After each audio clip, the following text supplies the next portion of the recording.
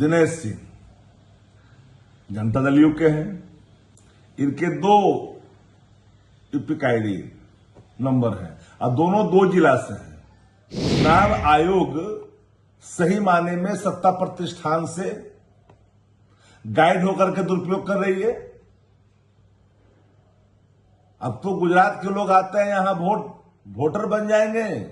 अब वोटर बन जाने के बाद में वोट डालेंगे, फिर जो है चुनाव आएगा गुजरात में तो यहां से नाम कटा करके वहां भी जाके बन जाएंगे। नमस्कार, न्यूज फॉर नेशन देख रहे हैं और मैं हूं आपके साथ रंजन सिंह। तेजस्वी यादव ने कल देर रात जनता दल यूनाइटेड के एमएलसी और पत्नी जो सांसद हैं वीणा देवी का वोटर आईडी कार्ड जो है वो दिखाया है और यह बताया है कि 2 जगह पर इन दोनों का नाम। दरअसल भारतीय जनता पार्टी के नेताओं के साथ साथ अब जनता दल यूनाइटेड के नेताओं के भी 2 वोटर आईडी कार्ड सामने आने लगे हैं, जिसके बाद अब तेजस्वी यादव ने लगातार जो सवाल उठा रहा है, विपक्ष के द्वारा जो सवाल राहुल गांधी हो, तेजस्वी यादव हो, तमाम लोग सवाल को उठा रहे हैं कि आखिरकार कैसा एसआईआर हुआ है। जो एसआईआर होना था, गहन पुनरीक्षण, तो क्या हुआ क्या? सत्ता पक्ष के भाजपा हो या ये जेडीयू हो, सभी के 2 EPIC number 2 voter ID card है।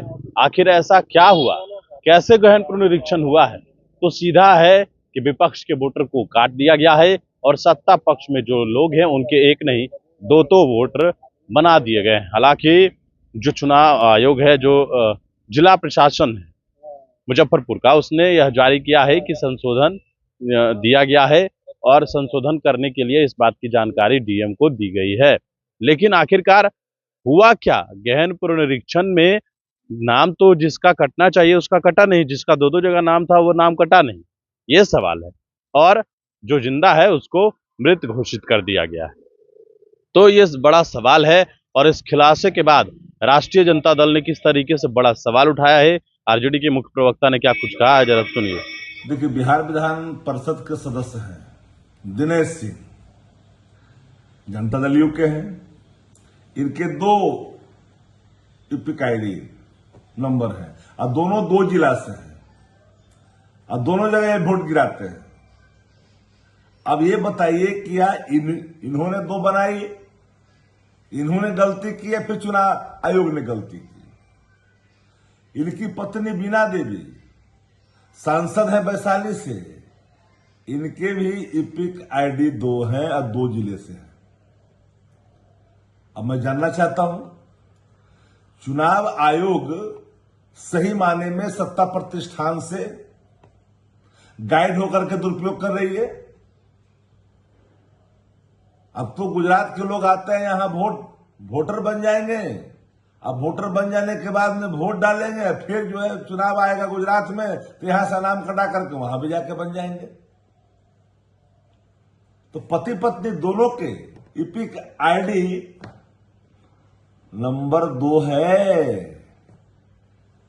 क्या ये वोट की डकैती, वोट की चोरी है कि नहीं है? ये प्रमाणित होता है कि नहीं होता है? इलेक्शन कमीशन के संज्ञान में है कि नहीं है? जिलाधिकारी इन पे नोटिस अभी तक किया? हर डकैती को विपक्ष पकड़ेगा, सब सत्ता प्रतिष्ठान और चुनाव आयोग के अधिकारी हरकत में आएंगे। यही बात तो शुरू से कहा जा रहा है कि प्रक्रिया में इतनी दोष है